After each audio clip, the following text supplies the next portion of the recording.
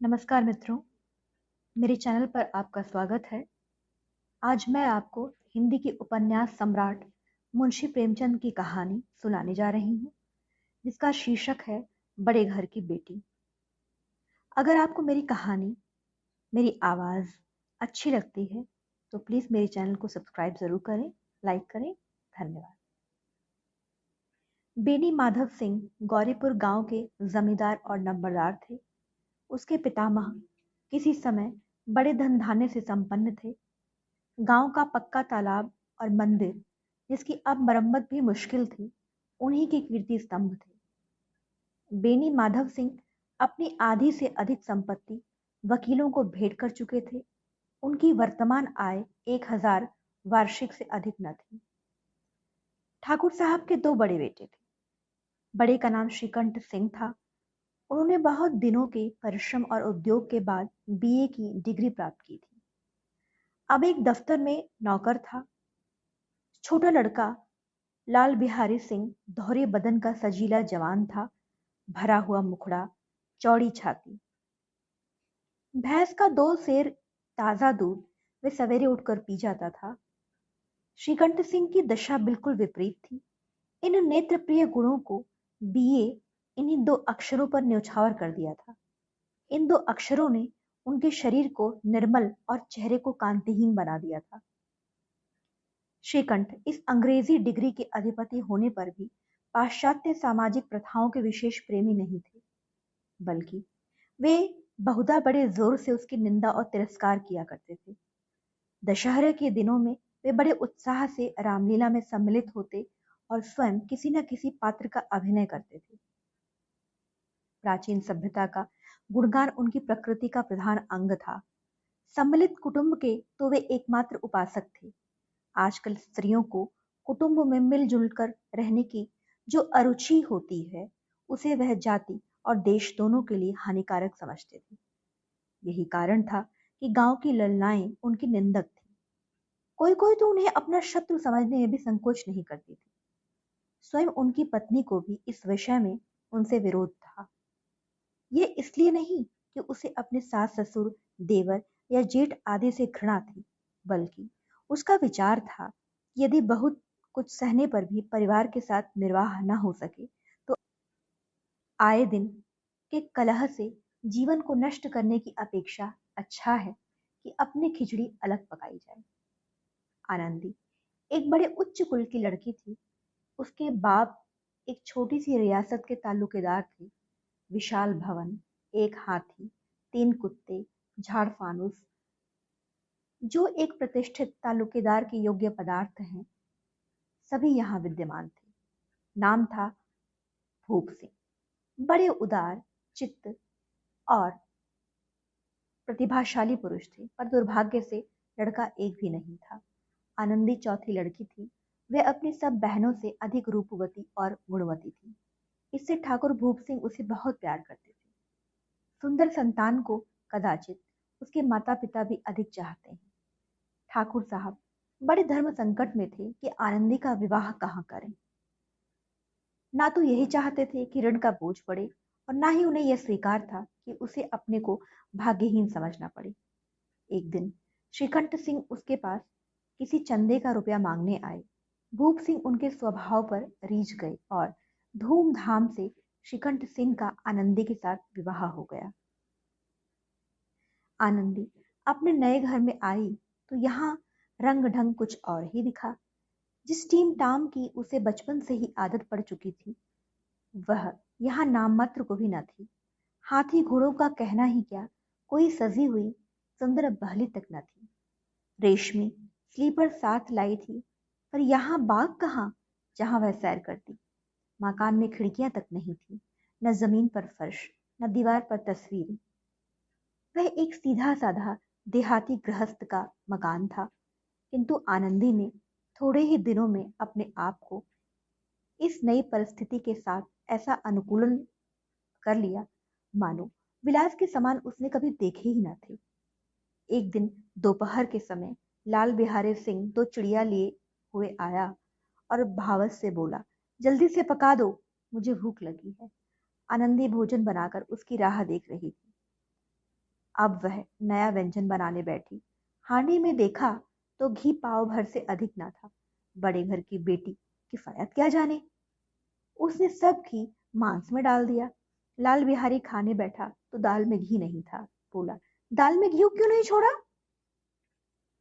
आनंदी ने कहा, घी सब मांस में पड़ गया है। लाल बिहारी जोर से बोला, अभी परसों घी आया है, इतनी जल्दी उठ गया? आनंदी ने उत्तर दिया, आज तो कुछ पाव भर रहा होगा, वह सब मैंने मांस में डाल दिया। जिस तरह सूखी लकड़ी जल्दी से जल उठती है, उसी तरह क्षुधा से बावला मनुष्य जरा जरा सी बात पर तिनक जाता है। लाल बिहारी को भावच की ये ढिठाई बहुत बुरी मालूम हुई। तिनक कर बोला, मैके में तो जैसे घी की नदी बहती हो।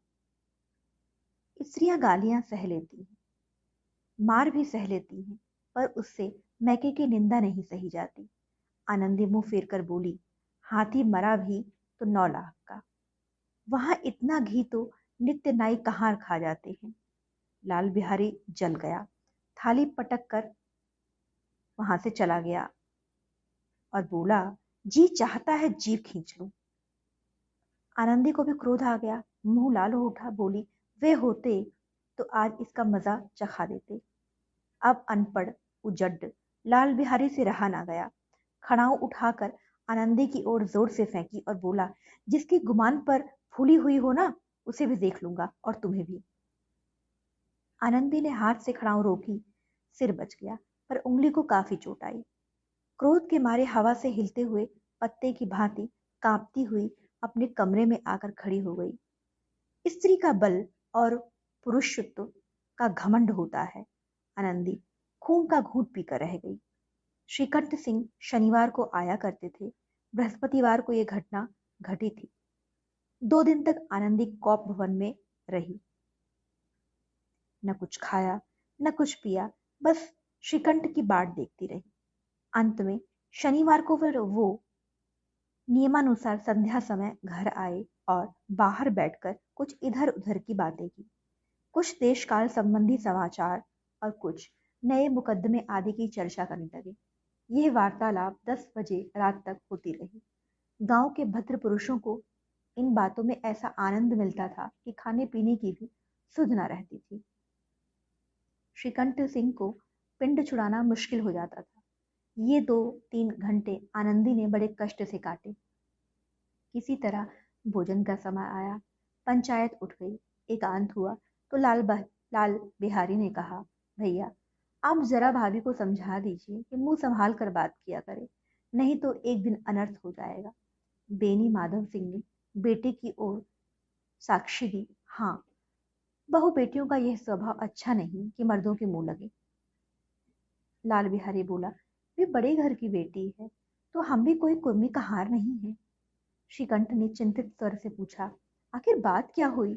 लाल बिहारी ने कहा, कुछ भी नहीं, यूं ही आपस में उलझ पड़ी। मैके के सामने हम लोगों को कुछ समझती नहीं ना। श्रीकंठ खा पीकर आनंदी के पास गए। वे भरी बैठी थी। ये हजरत भी कुछ तीखे थे। आनंदी ने पूछा, चित्त तो प्रसन्न है ना? श्रीकंठ सिंह बोले, बहुत प्रसन्न है, पर तुमने आजकल घर में ये क्या उपद्रव मचा रखा था? आनंदी की त्योरी चढ़ गई। झुंझलाहट के मारे बदन में ज्वाला सी दहक उठी। बोली, जिसने तुमसे ये आग लगाई है उसे पाऊं तो मुंह झुलस दूं। अरे इतनी गर्म क्यों होती हो, बात तो कहो। क्या कहूं, ये मेरे भाग्य का फेर है, नहीं तो एक गंवार छोकरा जिसको चपरासी गिरी करने का भी सहूर नहीं है मुझे खड़ाऊ से मार कर यूं करता। सब हाल साफ साफ कहो तो मालूम हो, मुझे तो कुछ भी पता नहीं। परसों तुम्हारे लाडले भाई ने मुझसे मांस पकाने को कहा। घी हांडी में पाव भर से अधिक नहीं था, वह सब मैंने मांस में डाल दिया। जब खाने बैठा तो कहने लगा, दाल में घी क्यों नहीं है? बस इसी पर वह मेरे मैके को भी भला बुरा कहने लगा। मुझसे रहा नहीं गया। मैंने कहा कि वहां इतना घी तो नाई कहाँ खा जाते हैं और किसी को जान भी नहीं पड़ता। बस इतनी सी बात पर उस अन्यायी ने मुझ पर खड़ाऊ फेंक मारी। यदि हाथ से ना रोक लेती तो मेरा सिर फट जाता। उसी से पूछो मैंने जो कुछ कहा वह सच है या झूठ। श्रीकंठ की आंखें लाल हो गई। बोले, यहां तक हो गया उस छोकरी का साहस? आनंदी स्त्रियों के स्वभावानुसार रोने लगी। क्योंकि आंसू उनकी पलकों पर ही रहते हैं। श्रीकंठ धैर्यवान और शांत पुरुष थे। उन्हें कदाचित ही क्रोध आता था, पर स्त्रियों के आंसू पुरुषों के क्रोधाग्नि भड़काने में घी का काम करते हैं। रात भर करवट बदलते रहे। उद्विग्नता के कारण पलक तक नहीं झपकी।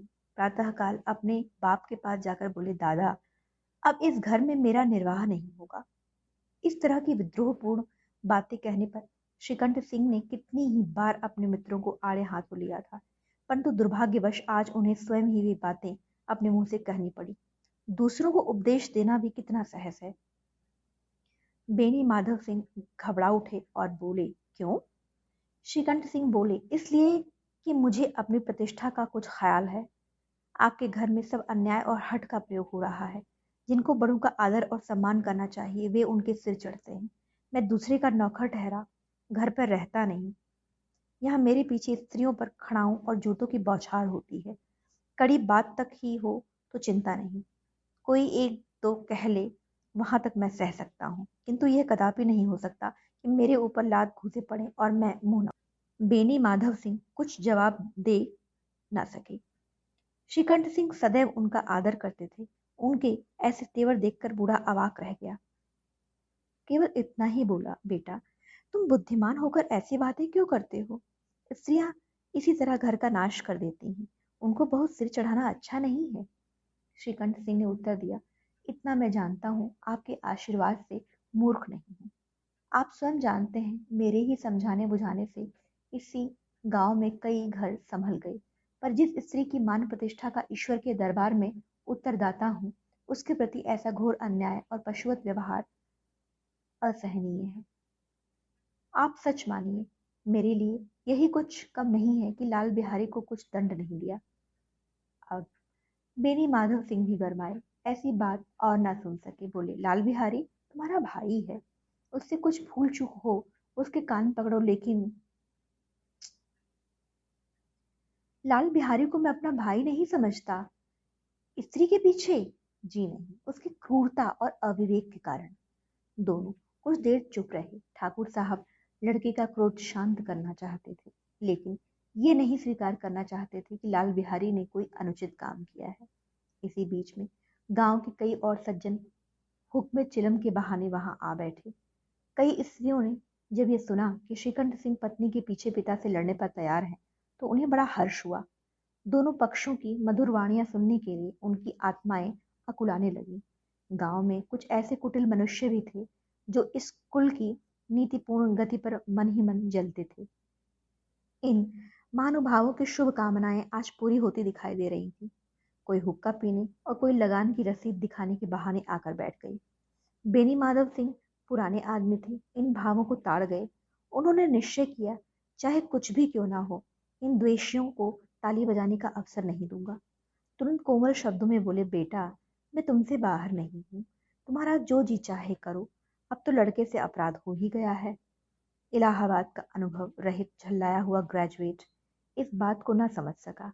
उसे डिबेटिंग क्लब में अपनी बात पर अड़ने की आदत थी। इन हथकंडों की उसे क्या खबर। बाप ने जिस मतलब से बात पलटी थी वह उसकी समझ में न आई। बोला, मैं लाल बिहारी के साथ अब इस घर में नहीं रह सकता। बेनी माधव सिंह ने पुचकारा, बेटा, बुद्धिमान लोग मूर्खों की बात पर ध्यान नहीं देते। वह बेसमझ है, लड़का है, उसे जो कुछ भूल हुई है तुम बड़े होकर उसे क्षमा कर दो। श्रीकंठ सिंह को आवेश आ गया। बोले, उसकी इस दुष्टता को मैं कदापि नहीं सह सकता। या तो वही घर में रहेगा या मैं। आपको यदि वह अधिक प्यारा है तो मुझे विदा कीजिए, मैं अपना भार संभाल लूंगा। यदि मुझे रखना चाहते हैं तो उससे कहिए यहां से चला जाए। बस यही मेरा अंतिम निश्चय है। लाल बिहारी दरवाजे की चौखट पर चुपचाप खड़ा बड़े भाई की बातें सुन रहा था। वह श्रीकंठ के सामने चारपाई पर बैठ जाए, हुक्का पी ले या पान खा ले, बाप का भी वह लिहाज नहीं करता जितना वह बड़े भाई का लिहाज करता था। श्रीकंठ का भी उस पर हार्दिक स्नेह था। अपने होश में उन्होंने कभी उसे घुड़का तक नहीं था। जब वे इलाहाबाद से आते तो उसके लिए कोई ना कोई वस्तु अवश्य लाते। मुकद्दर की जोड़ी उन्होंने ही बनवा दी थी। पिछले साल जब उसने अपने जोड़े जवान को नाग पंचमी के दिन दंगल में पछाड़ दिया तो उन्होंने पुलकित होकर अखाड़े में ही जाकर उसे गले से लगा लिया और 5 रुपए के पैसे लौटाए थे। ऐसे भाई के मुंह से आज ऐसे हृदय विदारक बात सुनकर लाल बिहारी को बड़ी ग्लानि हुई। वह फूट फूट कर रोने लगा। इसमें संदेह नहीं कि अपने किए पर वह पछता रहा था। भाई के आने के एक दिन पहले ही उसकी छाती धड़कती थी कि देखूं भैया क्या कहते हैं, मैं उनके सम्मुख कैसे जाऊंगा, उनसे कैसे बोलूंगा, मेरी आंखें उनके सामने कैसे उठेंगी। उसने समझा था कि भैया मुझे बुलाकर समझा देंगे। इस आशा के विपरीत आज उन्होंने कठोरता की मूर्ति बने हुए उनको पाया। वह मूर्ख था, परंतु उसका मन कहता था कि भैया मेरे साथ अन्याय कर रहे हैं। यदि श्रीकंठ उसे अकेले में बुलाकर 2-4 कड़ी बातें कह देते, इतना ही नहीं 2-4 तमाचे भी लगा देते तो कदाचित उसे इतना दुख ना होता।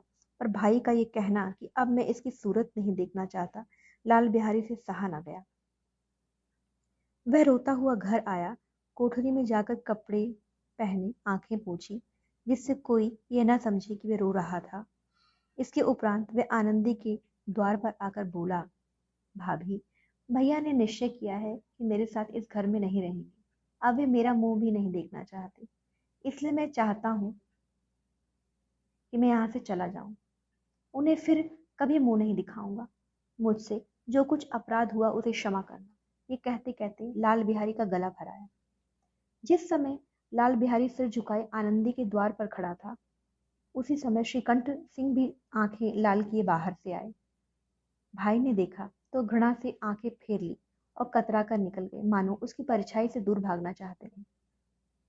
आनंदी ने लाल बिहारी की शिकायत की थी, लेकिन अब मन में पछता रही थी। वह स्वभाव से ही दयालु थी। उसे इसका तनिक भी न ध्यान था कि बात इतनी बढ़ जाएगी। वह मन में अपने पति पर झुंझला रही थी कि वे इतने गर्म क्यों होते हैं। जब उसने लाल बिहारी को दरवाजे पर खड़े ये कहते सुना कि अब मैं जाता हूँ, मुझसे जो कुछ हुआ क्षमा करना, तो उससे रहा सहा क्रोध भी पानी हो गया। वह रोने लगी। मन का मैल धोने के लिए नयन जल से उपयुक्त और कोई वस्तु नहीं है। श्रीकंठ को देखकर आनंदी ने कहा, लाल बाहर खड़े बहुत रो रहे हैं, तो मैं क्या करूं? भीतर बुला लो। मेरी जीभ में आग लगे। मैंने कहाँ से झगड़ा उठाया? मैं नहीं बुलाऊंगा, पछताओगे। उन्हें बहुत ग्लानि हो गई। ऐसा ना हो कि वो चल दे। श्रीकंठ सिंह न उठे। इतने में लाल बिहारी ने फिर कहा, भैया, भाभी, भैया से मेरा प्रणाम कह दो। वे मेरा मुंह नहीं देखना चाहते, इसलिए मैं अपना मुंह उन्हें न दिखाऊंगा। लाल बिहारी इतना कह लौट पड़ा और शीघ्रता से दरवाजे की ओर बढ़ा। अंत में आनंदी कमरे से निकली और उसका हाथ पकड़ लिया। लाल बिहारी ने पीछे मुड़कर देखा और आंखों में आंसू भरकर बोला, मुझे जाने दो। कहाँ जा रहे हो? जहां कोई मेरा मुंह ना देखे। मैं तुम लोगों के साथ रहने के योग्य नहीं हूं। तुम्हें मेरी सौगंध, अब एक पग भी आगे मत बढ़ाना। जब तक मुझे न मालूम हो जाए कि भैया का मन मेरी तरफ से साफ हो गया, तब तक मैं इस घर में कदापि न रहूंगा। श्रीकंठ सिंह का हृदय भी पिघला। उन्होंने बाहर आकर लाल बिहारी को गले से लगा लिया। दोनों भाई खूब फूट फूट कर रोए। लाल बिहारी ने सिसकते हुए कहा, अब कभी मत कहिएगा कि तुम्हारा मुंह नहीं देखूंगा। इसके सिवा आप जो भी दंड देंगे मैं सहर्ष स्वीकार कर लूंगा। श्रीकंठ ने कांपते हुए सिर से कहा, लल्लू, इन बातों को बिल्कुल भूल जाओ। ईश्वर चाहेगा तो फिर ऐसा अवसर ना आएगा। बेनी माधव सिंह बाहर से आ रहे थे। दोनों भाइयों को गले मिलते देखकर आनंद से पुलकित हो गए और बोल उठे, बड़े घर की बेटियां ऐसी ही होती हैं, बिगड़ता हुआ काम बना देती हैं। गांव में जिसने ये वृतांत सुना, उसी ने इन शब्दों में आनंदी की उदारता को सराहा। बड़े घर की बेटियां ऐसी ही होती हैं।